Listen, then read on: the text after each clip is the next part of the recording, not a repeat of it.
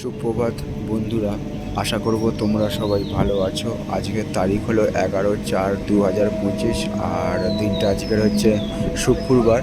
আর ঘড়িতে এখন সময় বাজলো সকাল 4:50।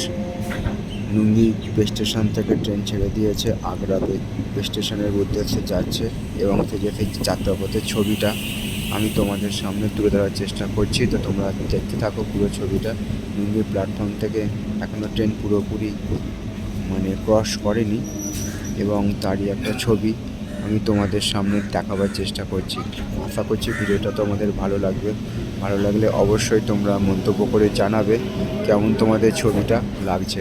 তোমাদের উদ্দেশ্যে ছবিগুলো বানানো। তোমরা আমার পাশে সব সময় থাকবে, এইটুকু আমি আশা রাখলাম।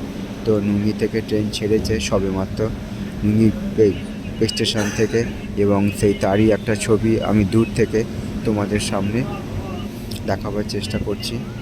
তোমরা দেখতে থাকো পুরো ছবিটা, যাত্রাপথের ছবিটা।